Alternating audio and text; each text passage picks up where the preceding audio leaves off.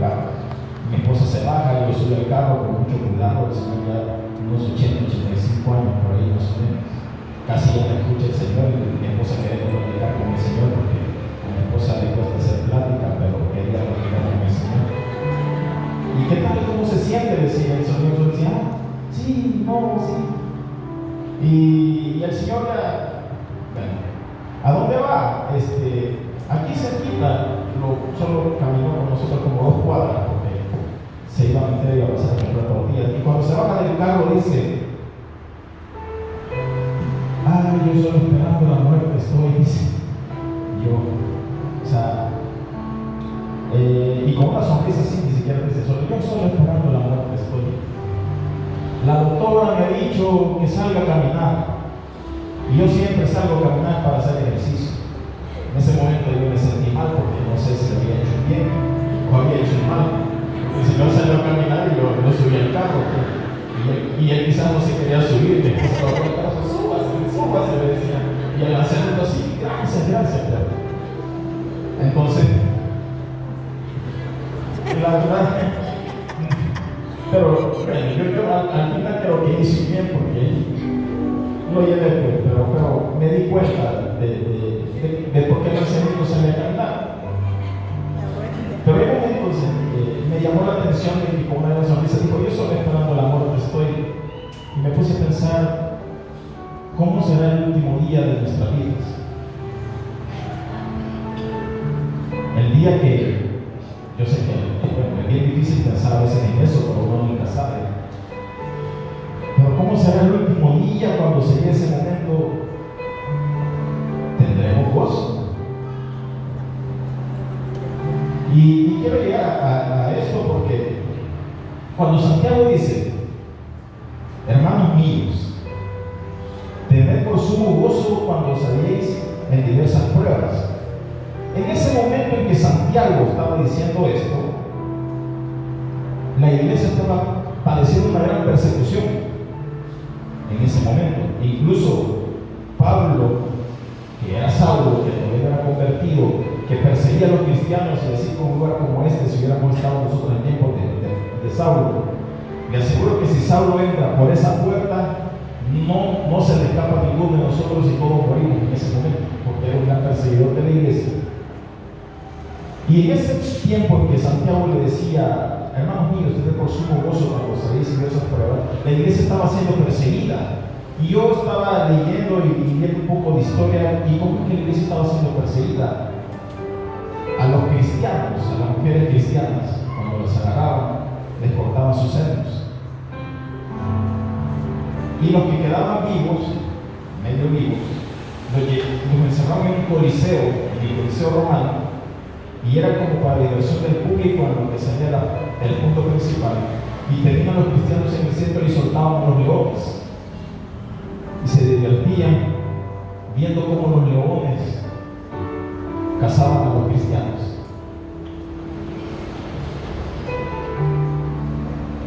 Y viene Santiago y dice, hermanos míos, tened por sumo gozo.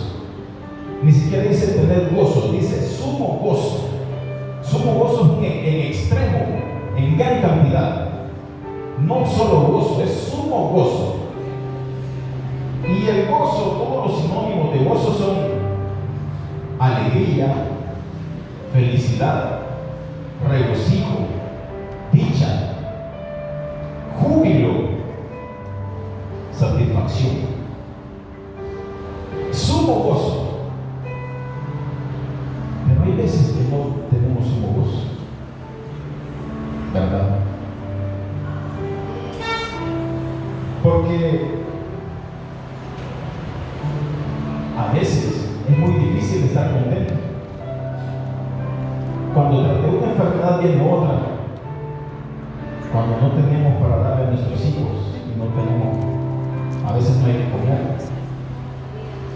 Yo veo a mi esposa que a veces está ahí buscando qué hacer y se preocupa porque nosotros comamos. Pero, ¿qué hay de esas personas que no tienen ni qué comer? Estaba leyendo que en Madagascar, un país lejano, donde hay extrema pobreza y es desierto, para que los hijos no mueran de hambre, sus madres agarran arcilla, la deshacen en agua y se la dan como chapa para poder tener algo en el estómago. No nos vayamos tan lejos, acá en Venezuela. Todos sabemos cómo está la situación en Venezuela. Las personas salen y buscan hojas de los árboles y hacen sopa o té para tener algo en sus estómagos.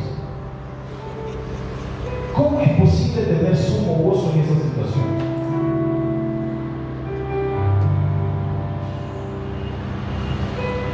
¿Y por qué Santiago dice tener sumo gozo en medio de diversas pruebas? Santiago 1:3 dice, sabiendo que la prueba de vuestra fe produce paciencia.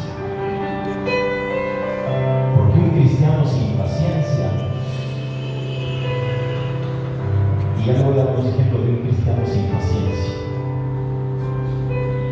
Por ejemplo, cuando el pueblo de Dios salió de Egipto, no tuvo paciencia, y un viaje que pudo durar 3 meses terminó durando 40 años, hasta que el último de la generación que salió murió. Incluso Noé, cuando Dios le dijo golpea la roca para que salga agua, vino Moisés, golpea la roca enojado porque no tuvo paciencia y salió agua amarga. Aleluya, gloria a Dios.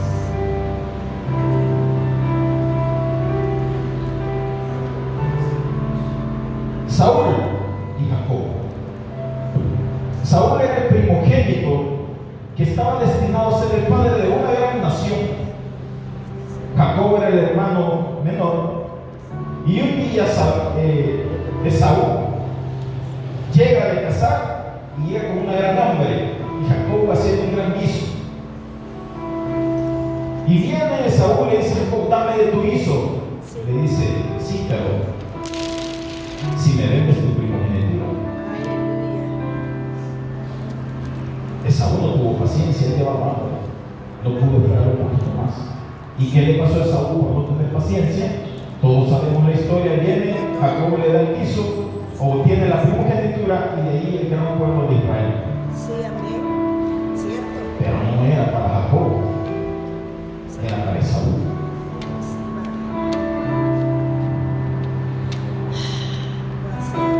Saúl, el rey Saúl,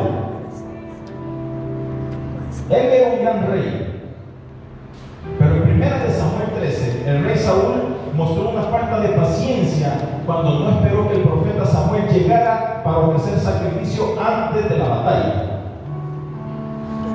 No se esperó. ¿Y saben qué hizo? Él, al que no le tocaba, ofreció el sacrificio, que era la labor de un sacerdote, y la consecuencia de eso fue Dios lo desamparó, perdió el reino y levantó a David. Así que la paciencia, como dice Santiago 1:3, la prueba produce paciencia. Gálatas 5:22 dice: mas el fruto del Espíritu es, no dice los frutos, dice el fruto. Todo lo que tenemos en el Espíritu Santo en nosotros, tenemos un fruto del Espíritu que es amor, gozo, paz, paciencia, benignidad, bondad y fe. Hermanos míos, tener sumo gozo en medio de diversas pruebas. ¿Por qué hay que tener sumo gozo? Porque la prueba produce paciencia. ¿Y para qué? ¿Para qué? Dice Santiago 1:4: mas tenga la paciencia su obra completa, para que seáis perfectos y cabales, sin que os falte cosa alguna.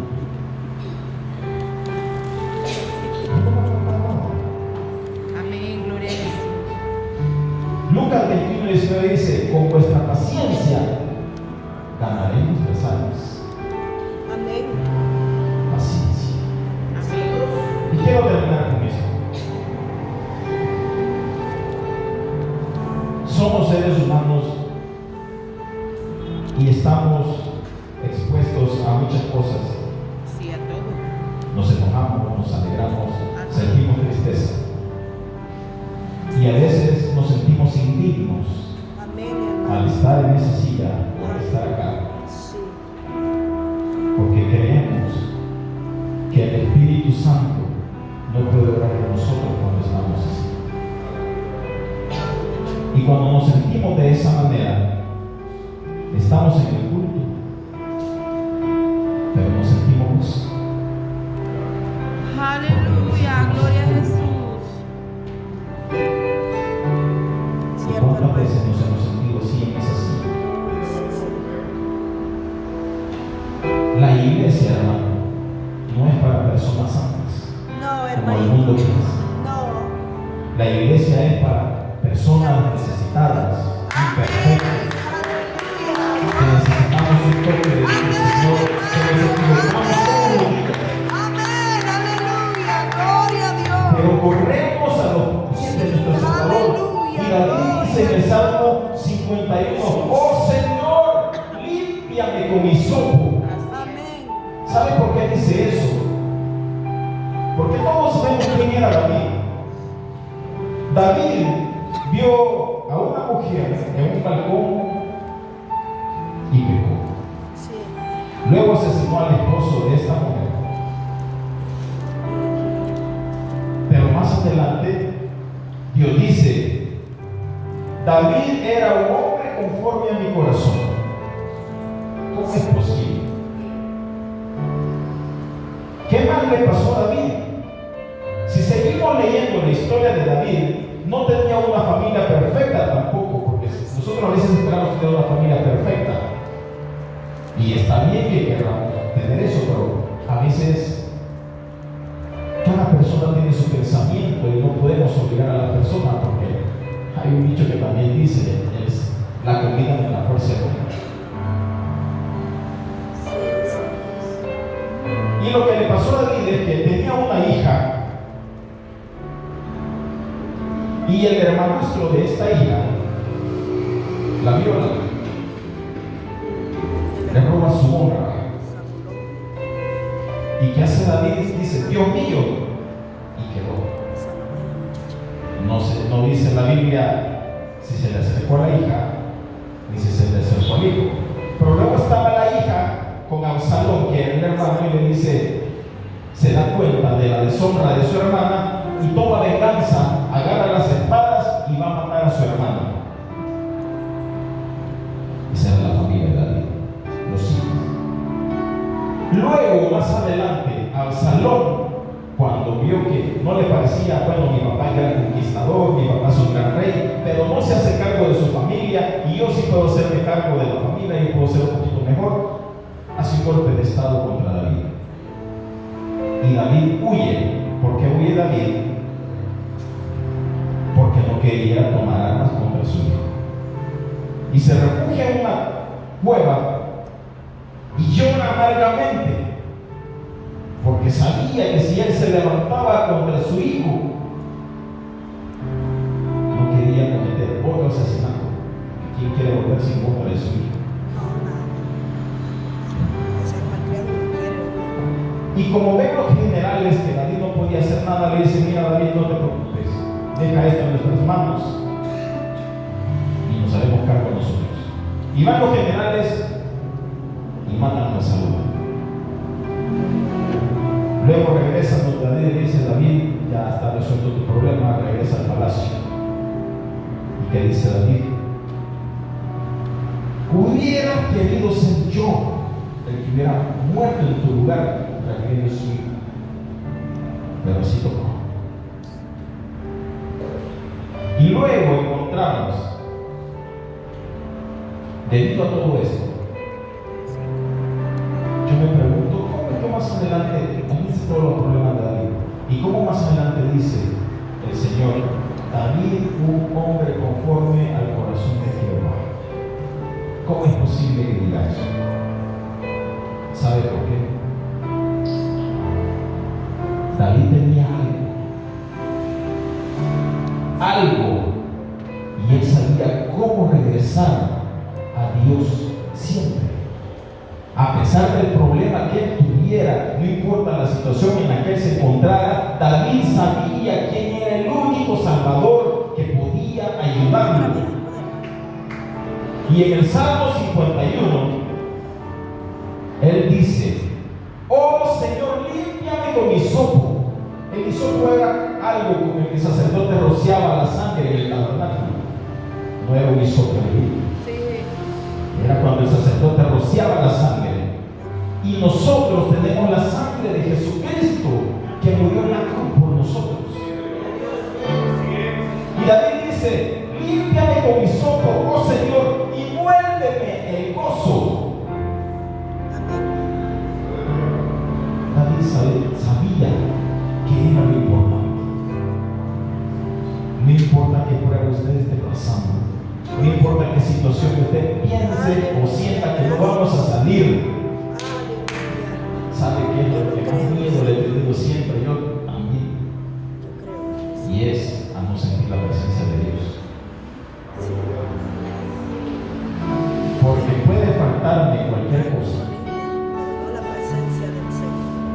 pero el día que Dios no esté de mi lado y me falte la presencia de Dios, y David sabía eso.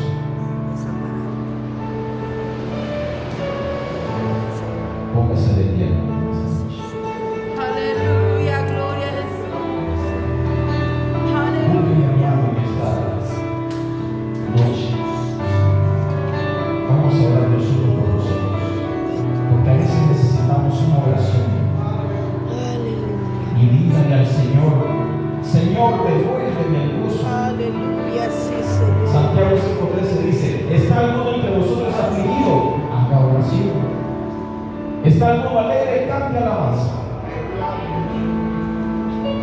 Aleluya. También dice 1 Tesalonicenses 5:16, dice: Aleluya. estar siempre gozosos, orar sin cesar, dar gracias a Dios en todo, porque esta es la voluntad de Dios para con nosotros en Cristo Jesús. Así que, hermanos míos, tened por sumo gozo cuando os halléis en diversas pruebas.